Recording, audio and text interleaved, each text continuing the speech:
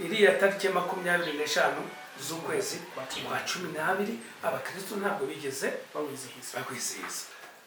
Twongeye kubifuriza amahoro y'Imana bakunzi inshuti z'ikiganiro amateka y'amadini.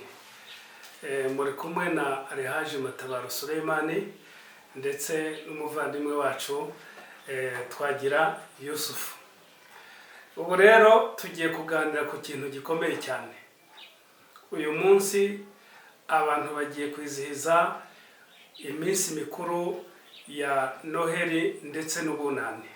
Turagira ngo dufatanije n'umuvandimwe wahoze ari padiri muri Kiliziya Gatolika, nanjye muvuga butumwa Alhaji Matabaro Suleimani, tubahe ubusobanuro burambuye kandi bunyuze ku byerekeranye n'imvo n'imvano bya Noheli ndetse n'ubunani.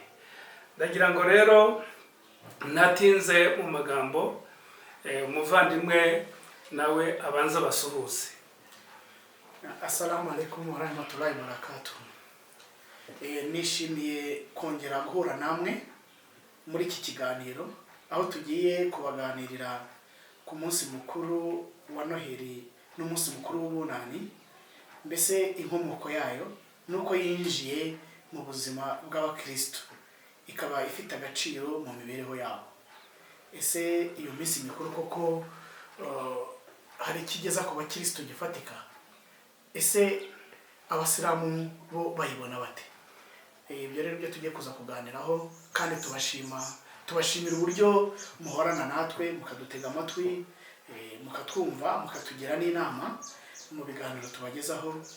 Imana izabibahembere. Twongera no gusaba abatarakora subscribe ko bayikora kugira ngo bazakomeze kujya babona inyigisho zacu z'amateka y'amadini. Ubu rero kugira ngo dutangire isomo ryacu, reka dutangire twibaza tuti ese Noheli ni iki? Ijambo Noel cyangwa Noheli risobanuye iki? Ubusobanuro rero tugiye gutanga mfatanije n'umuvandimwe buraza kugufasha gusobanukirwa neza ijambo Noel, kandi urusheho no gusobanukirwa imvo n'imvano ya Noheli. Ntatinze rero mu magambo, ijambo Noel riri mu magambo y'impine. Harimo ijambo no ya mbere na el ya kabiri. Aya ni amagambo afite impine yo mu rurimi rw'Ikilatini ndetse no mu rurimi rw'Ikigereki bifatanye n'ururimi rw'Igiheburayo. Ijambo Noel risobanura ngo Natalis, no ya mbere isobanura ngo Nostros, ari byo kuvuka mu rurimi rw'Ikigiriki. Natalis ari byo kuvuka mu rurimi rw'Ikilatini. Naître ni ukuvuka mu rurimi rw'Igifaransa. Ubwo rero iyo tuvuze Noel biba bivuga ngo Natalis Eli. Ijambo Eli rigasobanura Imana mu rurimi rw'Igiheburayo, nk'uko tubisanga muri Matayo igice cya 27 ku murongo waho wa 46. Iyo tuvuze rero Noel bivuga Natalis Eli, bisobanura ngo Imana yavutse. Nicyo biba bisobanuye. Abatari babizi rero babonereho kubisobanukirwa. Reka twinjire rero mu mateka nyamukuru y'inkomoko y'ijambo Noel. Ese byagenze gute kugira ngo abantu bajye bizihiza umunsi mukuru wa Noheli ku itariki 25 z'ukwezi kwa 12? Mbere yuko twinjira mu busobanuro bw'iyi tariki, reka mbanze nibutseho gatoya ubutegetsi bune cyangwa se ubwami bune bwayoboye isi mu gihe cya Antikiti. Ubwami bwa mbere ni ubwami bw'Abanyebabuloni. Hariya mu gihugu cya Iraq habaye ubwami bukomeye cyane bwayoboye isi mu buryo bw'agatangaza kuva mu mwaka w'ibihumbi 2000 mbere y'ivuka rya Kristo kugeza mu mwaka wa 539 mbere y'ivuka rya Kristo, umujyi wa Babuloni wari umujyi ufite amateka akomeye cyane ku isi, kandi hari n'ubutegetsi bukomeye cyane ku isi. Amateka yabo rero turayiga mu bitabo bigiye bitandukanye. Bari abantu bakomeye cyane, bwari ubwami bukomeye cyane bwayoboye isi ubwa mbere. Ubwami bwa kabiri bwayoboye isi ni ubwami bw'Abamedi n'Abaperesi. Iyo tuvuga Abamedi n'Abaperesi tuba tuvuga abaturage ba kera bo mu gihugu cya Irani. Bategetse isi kuva mu mwaka wa 539 mbere y'ivuka rya Kristo kugeza mu mwaka wa 333 mbere y'ivuka rya Kristo. Hanyuma baza gusimburwa n'ubwami bw'Abagiriki. Ubwami bw'Abagiriki bwabaye gikwira, nicyo gihugu cya mbere cyo mu Burayi cyategetse isi yose mu gihe cy'umwami wabo bitaga Alexandre Mukuru. Yaje kuba icyamamare, atuma Ubugereki buba igihangange ku isi kuva mu mwaka wa 333 mbere y'ivuka rya Kristo kugeza mu mwaka w'146 mbere y'ivuka rya Kristo. Ubwami bwa kane ari nabwo bwa nyuma bwayoboye isi mu gihe cya Antikite ni ubwami bw'Abaromani. Bwategetse nyuma y'Abagiriki kuva mu mwaka w'146 mbere ya Kristo, mbere y'ivuka rya Kristo, bugeza mu mwaka wa 476 nyuma y'ivuka rya Kristo. Urumva ko ari bwo bwami bwabaye ubwa nyuma mu bwami bwategetse isi mu gihe cya Antikite. Hanyuma ubu bwami maze kuvuga uko ari bune, baba Abanyebabuloni, baba Abamedi n'Abaperesi, baba Abagiriki, baba Abaromani, ni abantu baranzwe no gusenga ibigirwamana mu buryo bugaragara mu mateka, ndetse bakizihiza n'iminsi mikuru y'ibyo bigirwamana. Ni nayo mpamvu rero ngira ngo umuvandimwe ex-padiri nawe agire icyo avuga ku butegetsi bw'Abaperesi, icyo basengaga mu gihe cy'ubutegetsi bw'Abamedi n'Abaperesi. Murakoze Haji. Ubwami bw'Abaperesi nagira ngo nongere mbishimangire, nongere mbyibutse, bwabayeho mu mwaka wa 539 mbere ya Kristo, busozwa muri 333 mbere ya Kristo. Murumva ko ari kera cyane. Abo nibo bizihizaga ikigirwamana cyitwa Mithras ku itariki ya 25 z'ukwezi kwa 12 buri mwaka. Icyo gihe bizihizaga ikigirwamana cyitwa Mithras, bakagitura amaturo, bakakibyinira, mbese bakagikorera ibyiza byose bishoboka. Kuri uwo munsi kandi bizihizaga ikigirwamana bita Mithras. Hari ibikorwa byinshi bakoraga, bagafungura imbohe, bagakora n'ibindi bikorwa kugira ngo bagaragaze uburemere bw'uwo munsi, ariko bakibagizwa ko bari mu ibangikanyamana. Nta guciye mu majambo, iriya tariki ya 25 z'ukwezi kwa 12 niyo Abaperesi bizihizagaho icyo kigirwamana bita Mithras. Cyari ikigirwamana zuba, cyari ikigirwamana zuba. Noneho bagategura umunsi mukuru, bagategura abaza kubyina, bagategura icyo kunywa, bagategura icyo kurya, bagategura n'ibitambo kugira ngo baze kugitura ibitambo.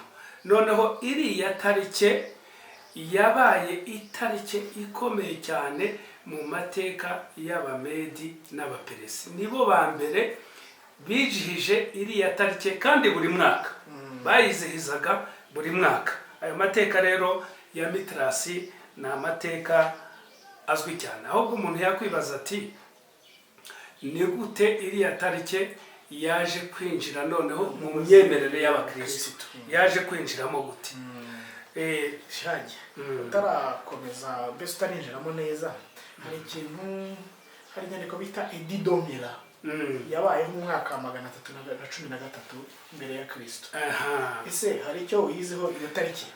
Iriya tariki ya 313 bita Edith Domela ni amasezerano y'Imira mu gihugu cy'Ubutaliyani. Ayo masezerano rero y'Imira niyo yahaye abakristo ubwisanzure mu myemerere yabo. Noneho abakristo batangira kwisanzura mu myemerere yabo, kuko mbere y'amasezerano y'Imira ubwami bwa Roma ntabwo bwemeraga idini y'ubukristo.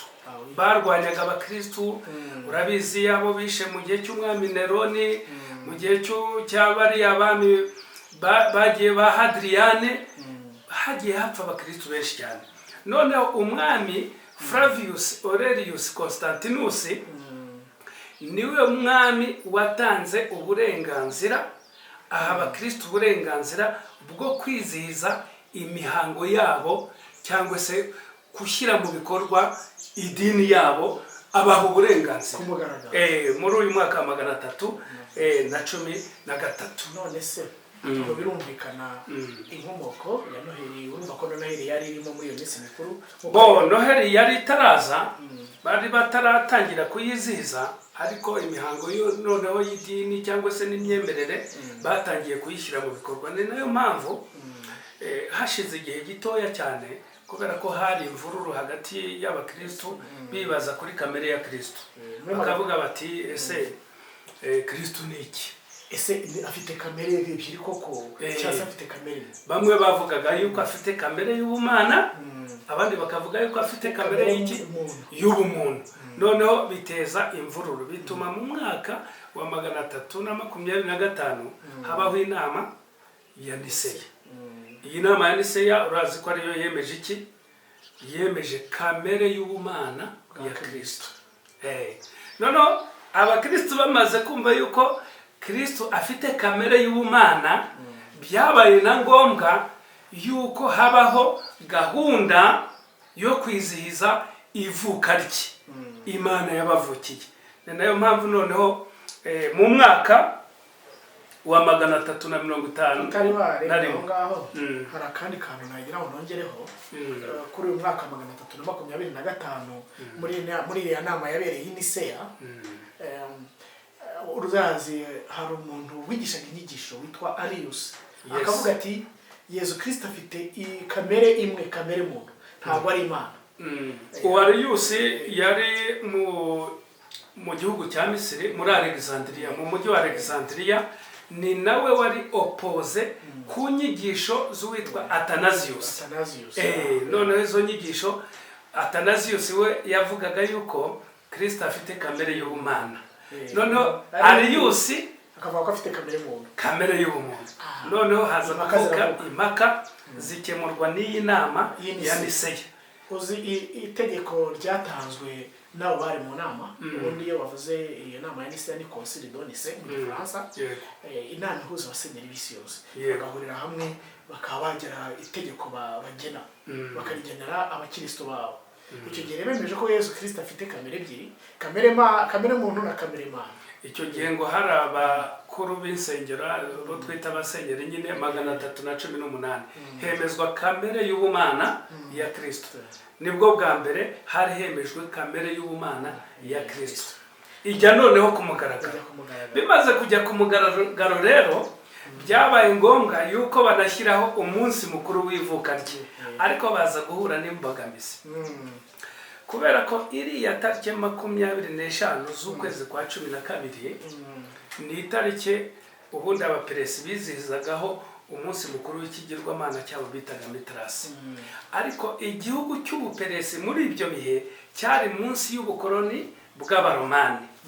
Abaromani bari barigaruriye isi yose. Noneho abaromani ahantu bagendaga bigarurira banyagaga n'ibigirwamana byabo.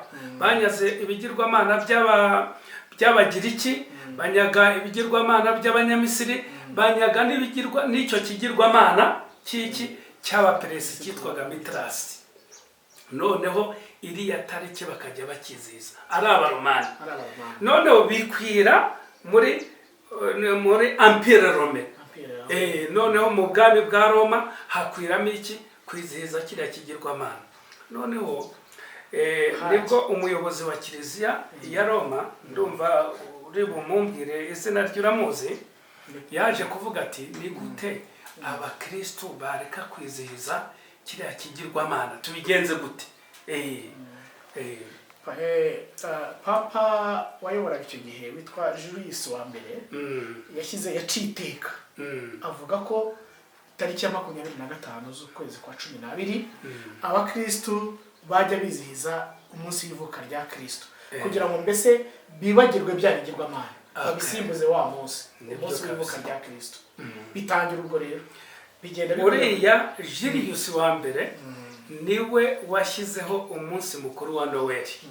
Aravuga ati abakristo, kubera ko urabona abantu kubahindura ni ikintu kiba kiremereye cyane, byagiye biza gahoro gahoro. Abati ntabwo wabwira abantu kureka iriya tariki kandi barayimenyereye, ariho bishima, ariho bakora ibirori byabo, ahubwo reka tuyihinduremo umunsi mukuru w'ivuka rya Kristo. Niho abantu bazabyumva neza abakristo. Noneho niba naguciye n'umwiriramo bora yarashyigikiwe bitewe n'uko ya mwami Constantine yari yarashyizeho rya tegeko ko abakristo badonka abantu bisanzu byari byoroshye kugira ngo ayo matwara yumvikane. N'abakristo babyakiriye neza kuko baravuze bati okay, nimba batubujije gukora kwishima kuri uriya munsi mukuru, nibagira ikintu baduhinduriramo kabisa. Babahinduriramo rero ivuka rya Kristo kuri uwo munsi mukuru. Ubwo rero hari mu mwaka wa 351.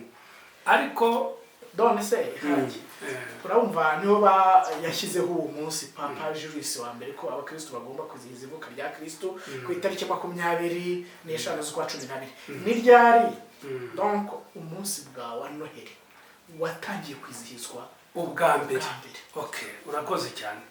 Mu mwaka wa 354 ubwo urumva hari hashize imyaka 3 hemejwe yuko iriya tariki isimburwa n'iki n'ivuka rya Kristo. Noneho mu mwaka wa 354 hijihijwe ubwa mbere umunsi mukuru wa Noheli.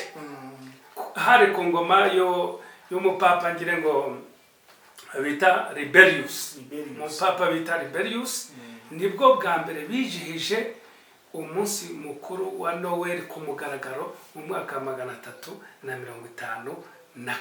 Uwo Liberius kandi niwe musimbura wa Papa Julius. Hari umupapa witwa Theodosius. Ubundi ntabwo ari umupapa ngire ngo ni umwami Theodosius, umwami wategetse Roma. We nawe yaje afite donc igitekerezo, si n'igitekerezo mbese n'indoto yo guca ubupagani no kwirwanya ibigirwamana. Ubundi bavuga ko uyu mwami Theodosius n'umwami Constantinus yinjiye ubukristo, ariko ntiyabupratika neza, ntiyabugaragaza kuko yagendaga mu rwego rwa politike. Ariko umwami winjiye ubukristo, umwami wa Roma winjiye ubukristo akanabukorera neza, ni umwami bita Theodosius. Uyu mwami bita Theodosius yahise aciteka ribuza imihango ya gipagani y'abaromani.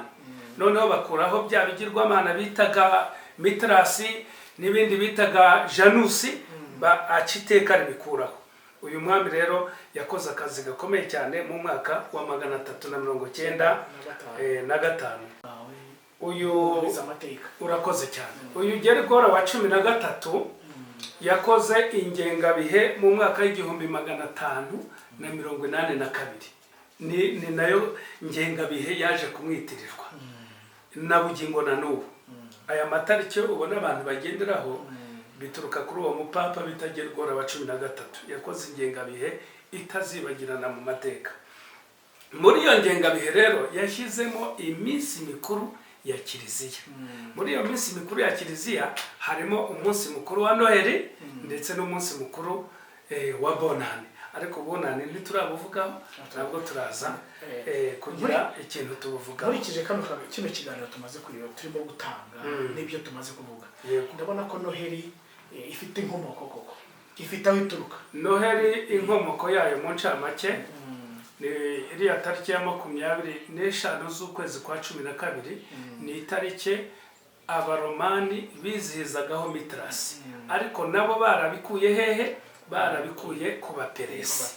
Ni itariki rero y'ikigirwamana bitaga Mitrasi. Ndumva ibyo ngibyo byumvikanye neza. Noneho twakomeza ikiganiro cyacu. Reka dukomeze ikiganiro cyacu tureba ku mwaka mushya Bonane. Bonane.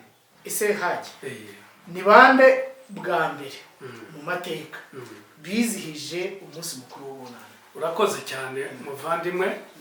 Iki ni ikiganiro urumva ko cyaryoshye rwose. Kimeze neza. Twabonye ubwami bune bwategetse isi mu gihe cya Antikiti. Tubona ko abambere bijije 25 z'ukwa 12 ari abaperesi, ndetse n'abaromani baza kubanyaga ikigirwamana cyabo bakomeza iriya tariki. Hanyuma abambere bijije Ubunani ni Abanyebabuloni.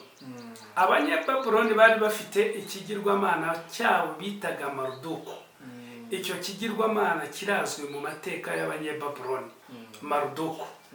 Bizihizaga rero umunsi mukuru wacyo kuko bakitaga ikigirwamana cy'uburumbuke. Bumvaga ko imyaka kwera, kumera kw'ibiti, kumera mbese ubukungu kuzaho babikesha icyo kigirwamana bitaga Maruduku. Ni nayo mpamvu mu kwezi kwa mbere bamaze kweza imyaka mu kwa 12 bamaze gusarura, bizihizaga umunsi mukuru wo kwishimira kino kigirwamana cyabo bita Maruduku. Bavuga bati dore umusaruro warabonetse, bakagitura ibitambo, mbese bakagiha amasaka, bakagiha ingano, ibintu bigiye bitandukanye, cyitwa Maruduku. Maruduku rero ni ikigirwamana cy'Abanyebabuloni bizihizaga iminsi 7 ikurikiranye, guhera ku itariki ya mbere kugeza ku itariki ya 7 z'ukwezi kwa mbere. Muri karandiriye yabo bizihizaga icyo kigirwamana bitaga Maruduku. None se abaroma sibyo bafataga bateye umunsi mukuru w'Ubunane, byije mu mateka yabo gute? Urakoze cyane. Urakoze kugira icyo unyibutsa, kuko iriya tariki ya mbere y'ukwezi kwa mbere ni itariki abaroma bizihizaga ikigirwamana cyabo bitaga Janusi, ari nacyo cyahawe ukwezi kwa mbere. Burya ukwezi kwa mbere mu rurimi rw'ikilatini n'igifaransa n'icyongereza bakwitiriye kino kigirwamana Janusi. Hari janvier mu gifaransa bituruka kuri Janus, hari January mu cyongereza na Januarius ubwo mu bilatini. Noneho uko kwezi kwa mbere kwari kwarahariwe iki kigirwamana gifite imitwe ibiri, umutwe ureba hano n'umutwe ureba imbere, bakitaga Janus. Cyari ikigirwamana gishinzwe intambara mu myemerere y'iki y'abaromani. Iyi tariki rero bari barayihariye ikigirwamana bitaga Janusi gishinzwe intambara mu myemerere y'iki, mu myemerere y'abaromani. Iyi tariki rero ndetse bavuga yuko iyo abaroma bajyaga mu ntambara, imiryango y'ingoro ya Janusi barayifunguraga, urumva, kugira ngo kibatabare kuko babaga bagiye ku rugamba. Noneho batsinda imiryango bakayifunga, bakongera bakayifunga. Urumva rero ko iki kigirwamana gifite amateka akomeye cyane. Itariki ya mbere z'ukwezi kwa mbere bari barayihariye kiriya kigirwamana. Ese Haji, mu mwaka wa 392 waba uzi wiki mu mateka y'abakirisitu? icyo muziho ubu noneho ndagira ngo duse nk'abasobanura uburyo yenda iriya minsi y'intuzo yo kwizihiza ubunani, ni ukuvuga kwizihiza itariki ya mbere y'ukwezi kwa mbere. tubonye ko byaturutse ku banyebabuloni ndetse no ku baki no ku baroma, ariko buhoro buhoro byagiye byinjira noneho no mu myemerere y'abakristu, bigenda biza gahoro gahoro. nko mu mwaka 392 wa mwami bita Theodosius, umwami w'abaromani, yaciye iteka rica imihango yose yo kwizihiza ibigirwamana bikuru, ari byo Mitrasi na Janusi. Mitrasi cya kindi bari baranyaze mu Buperesi, na Janusi n'ibindi bya Apollo n'ibindi byinshi bigiye bitandukanye. Uyu mwami yaravuze ati iyi mihango yo kugaragira ibigirwamana ikuweho, ahubwo nihajyeho iki, nihajyeho ubukristo. Ubukristo noneho busimbura ya dini, ubu idini ya leta isimbura idini ya gipagani, noneho idini y'ubukristo isimbura idini ya gipagani ndomani. Nuko byagenze. Noneho mu mwaka w'1492 ahangaha Kiliziya Gatolika yari ikomeye cyane, ndetse n'idini ya Islam byari ibintu bibiri bisa nk'ibikomeye ku isi, kuko abaprotestani bari bataraza n'aya madini yandi ashingiye ku Kristo. Umupapa bita Innocent wa munani mu mwaka w'1492 itariki ya mbere y'ukwezi kwa mbere yategetse yuko bazajya bayizihiza mu rwego rwo kwishimira intsinzi yabo ku basilamu bo muri Espagne, mu mujyi bitaga Grenade muri Andalusi. Iyi tariki rero itangira gutyo kwizihizwa nk'intsinzi ya Kiliziya ku basilamu bo muri Espagne, bitangijwe n'uriya mupapa bita Innocent wa munani. None se mu 1582 noneho mu 1582 ubwo uriya mupapa bita Gergora wa 13 yakoraga iriya ngengabihe, iriya minsi mikuru noneho yaremejwe. Umunsi mukuru wa Noel uba itegeko kuri Kiliziya, n'umunsi mukuru w'ubunani nawo uremezwa yuko bagomba kuwizihiza. Ariko urumva ko ahantu waturutse wahumvise, ariko Kiliziya n'icyo gihe rifite ijambo, birumvikana ko kwiza mu hirya no hino byari byoroshye. Ikindi ntabo poza yari ifite muri icyo gihe, abo bari aba Martin Luther bari bataraza. Urazi ko Martin Luther yatangiye kuza mu 1517, bari abo poza ba Kiliziya bari bataraza. Gusa hariho Kiliziya ya Roma n'idini ya Islam. Abayahudi nta jambo bari bafite muri icyo gihe. Hari inama yabereye ahantu bita i Berlin mu Budage mu mwaka w'1878. Iyo nama yari ihuje ibihugu bikomeye byari bifite ijambo ku isi, kandi hari ikintu bakoze bari muri iyo nama cyahaye agaciro umunsi mukuru wa Noheli n'umunsi mukuru w'ubunani. Urakoze cyane. Iyi nama wabisobanura ute, ukabitubwira ute mu magambo makeya ibyakozwe kugira ngo koko umunsi mukuru wa Noheli n'ubunani bigira agaciro? Ubundi icyari kigamijwe mu nama y'Iberere yabereye mu gihugu cy'Ubudage. Iyi nama yahuje ibihugu by'ibihangange birimo Ubwongereza, Ubudage, Ubufaransa, Autriche, Hongrie, Ubutaliyani, Uburusiya n'ibindi. Biriya bihugu 14 byari ibihangange bihurira muri iyi nama. Noneho icyari kigamijwe cya mbere ni ukugira ngo bakore igabana rya Afurika ndetse n'ibihugu bimwe na bimwe byo muri Aziya. Biriya bihugu by'ibihangange bigende bitera imigwe. Ku buryo baricaye muri iriya nama bashushanya ikarita ya Afurika n'ikarita ya Aziya. Baravuga bati twebwe Abongereza tuzatwara hano, twebwe abafaransa tuzatwara hano, twebwe abadage tuzatwara hano. Urabizi neza mu mateka ko muri iyo nama igihugu cy'u Rwanda cyahawe Ubudage. Ni nayo mpamvu abadage bahise bihutira kuza, ariko biriya bihugu ubundi byagenderaga ku matwara ya gikristo. Nabo bazaga gufata babaga baje muri kote ebyiri, bitwaje intwaro ebyiri.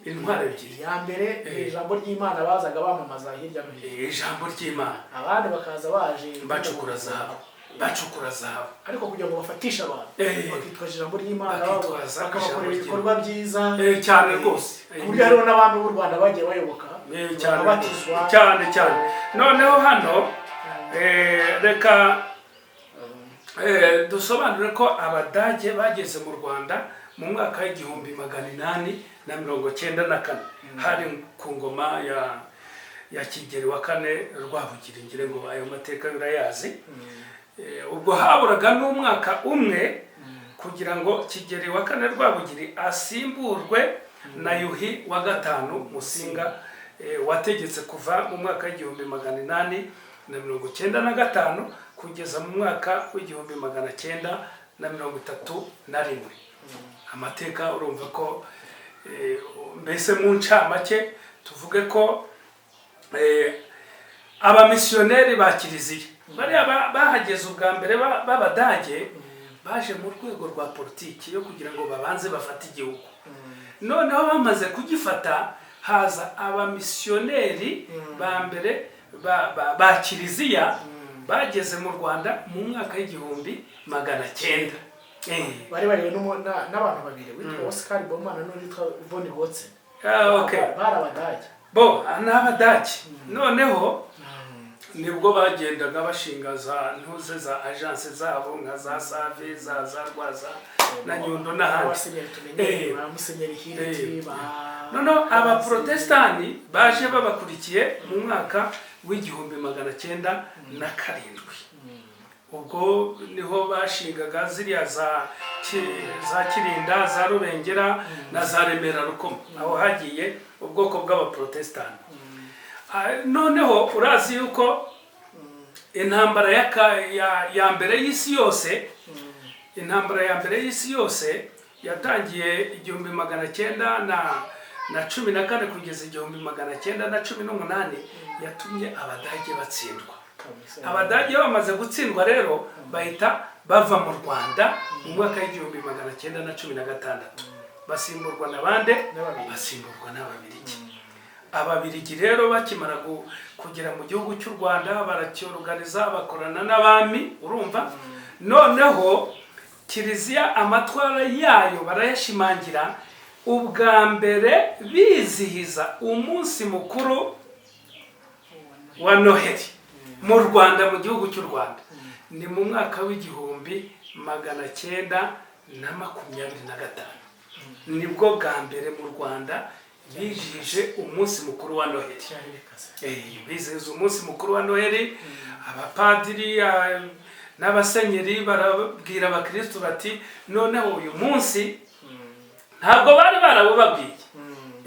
Babanjije kureka kugira ngo barebe neza politike y'igihugu, kuko abami ntabwo bahise bakira ubukristo neza.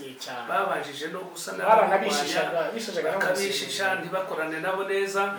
Abaturage nabo bakabahunga, ariko kubera batangaga imyenda bagatanga n'utubombo, abantu bagenda n'amasukari n'amasabune bagenda babahindura bazima, abantu bagenda babiyumvamo. Mu mwaka w'igihumbi 925 rero nibwo babwiye abanyarwanda bati burya mugomba kwizihiza umunsi mukuru wa Noheli, urumva, kuri iyi tariki buri mwaka tuzajya tuwizihiza. Abanyarwanda rero batangira kwizihiza umunsi mukuru wa Noheli gutyo mu mwaka w'igihumbi 925, hari ku butegetsi bw'Ababiligi, birumvikana. Ku ngoma ya Yuhi wa gatanu Musinga, niwe wategekaga igihugu, niwe mwami wategekaga igihugu cy'u Rwanda. None se tumaze kumva amateka yose, twumva aho Noheli yakomotse, naho n'ubunani bwako n'umunsi mukuru w'ubunani wakomotse. None se hari icyo bibiri bivugaho cyangwa se korowani? urakoze cyane kuko abantu benshi bibaza yuko iriya tariki 25 hari aho yaba yanditse muri Bibiliya. Mu by'ukuri nta hantu hagaragara yuko Yesu Kristo yavutse kuri 25 z'ukwezi kwa 12 muri Bibiliya. Dukurikije ndetse n'igihe marayika Gaburiyeli yazaga kuri Bikira Mariya akamubwira ko agiye kubyara umwana w'umuhungu, yaje mu kwezi kwa kangahe? Mu kwezi kwa 6. Urumva rero iyo biba mu kwezi kwa 12 yari kubavutse igihe kitaragera. Ibyo tubisanga hagiye muri Luka 2:4 kugeza ku murongo wa 6. Noneho korowani yo ubundi Noel, twongere duse nk'abagaruka inyuma gatoya.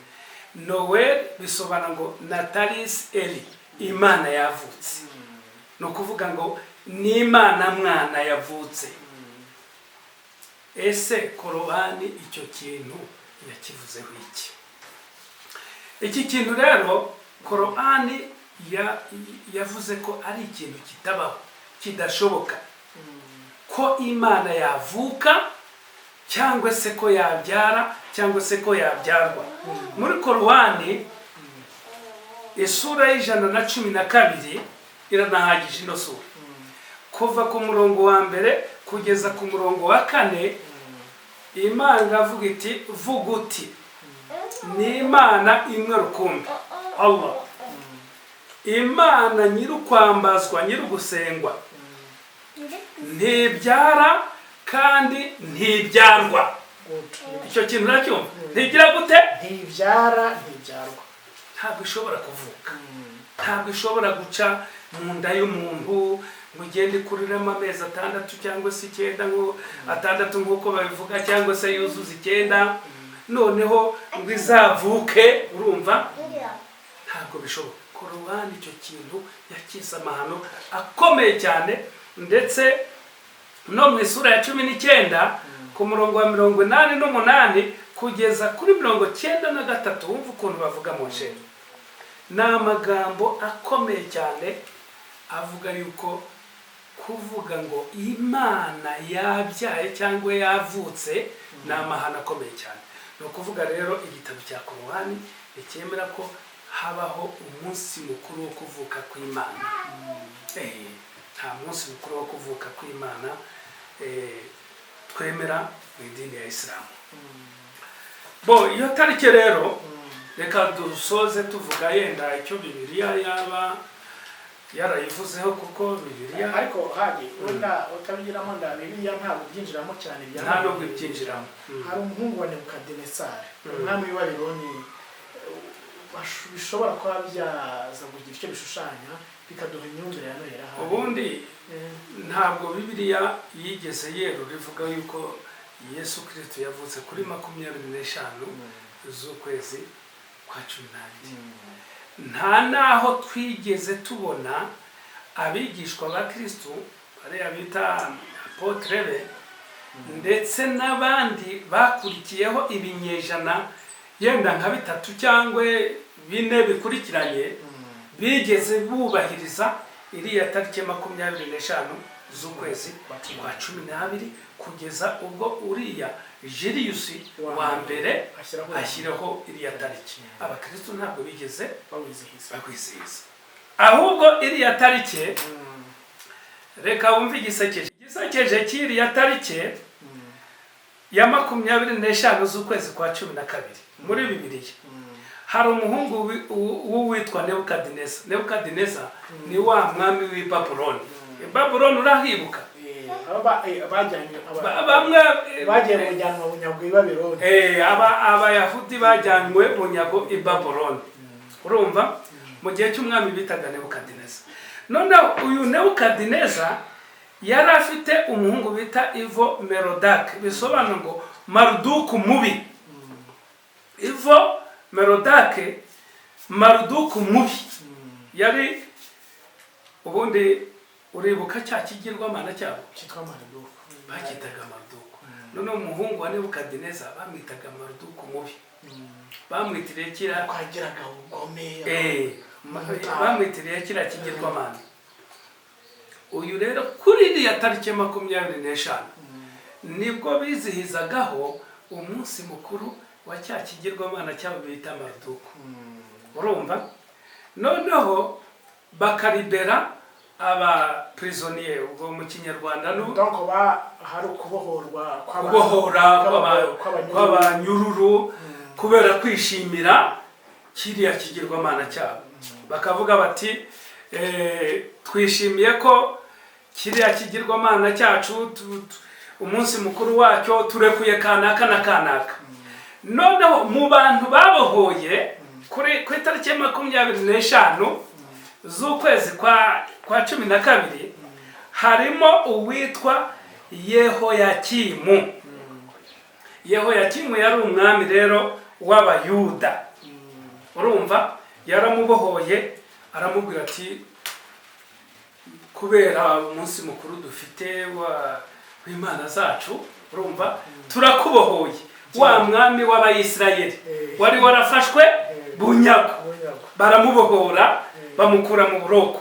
Ibyo tubisoma muri Yeremiya, urumva, igice cya 52 ku murongo wa 31. None uyu wabohowe bita Yehoyakimu yari muntu cy'ubundi, Bibiliya iramuvuga. Uwo Yehoyakimu uvugwa muri iyo mirongo yo muri Yeremiya 5:31 niwe mwami mubi wayoboye Abayisirayeli nk'uko tubisoma muri Yeremiya igice cya 22 umurongo wa 18 kugeza kwa 19. Ku buryo amaze gupfa Abayisirayeli, urumva, amaze gupfa Abayisirayeli bategetse ko umurambo we bawujugunya mu nyanja kugira ngo bawutandukanye na Yerusalemu. Bamurekuye kuri 25 December ku itariki 25 cyagiye bizihiza ikigirwamana cy'Imana, barimo kwizihiza kiriya kigirwamana. Ariko bamaze kumurekura Abayisirayeli barareba bati oya, yewe ntabwo uri umuntu wo kongera kutuyobora kuko waduteje akaga, utuma Abanyebabuloni, umwami Nebukadineza w'i Babuloni atunyaga kubera kwigomeka kwawe ku Mana. Bamujugunya mu nyanja, umurambo we barawujugunya.